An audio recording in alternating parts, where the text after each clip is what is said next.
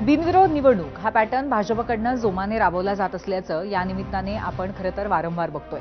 जानेवारी महिन्यात झालेल्या महापालिकांच्या निवडणुकीच्या वेळी या बिनविरोधची जोरदार चर्चाही झाली होती। वेगवेगळ्या प्रकारचा दबाव आणला जातो आणि निवडणूक बिनविरोध घडवून आणली जाते असा आरोप त्यावेळी विरोधकांनी केला होता।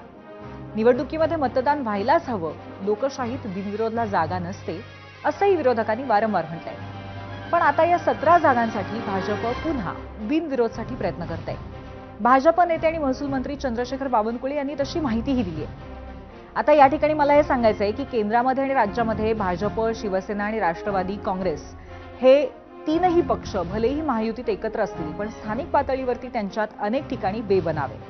नगरपालिका, जिल्हा परिषद आणि महापालिकेमध्ये तीनही पक्ष एकाच ठिकाणी एकत्र नव्हते, माफ करा, एकाही ठिकाणी एकत्र नव्हते। अनेक ठिकाणी त्यांनी अभद्र युती करत एकमेकांवरती कुरघोडी केल्याचं आपण पाहिलंय।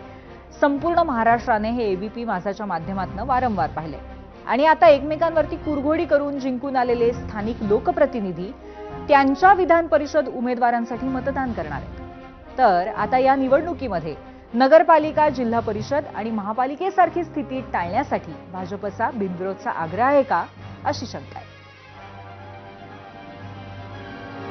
नागपूर विधान परिषदेची स्थानिक स्वराज्य संस्थेची जागा ही बिनविरोध व्हावी याकरता मी सर्वच पक्षाच्या नेत्यांशी बोलणार आहे। कारण नागपूरमध्ये जी मतदानाची टक्केवारी बघितली तर 75% वर मतं भारतीय जनता पार्टी, शिवसेना, महायुतीकडे आहे।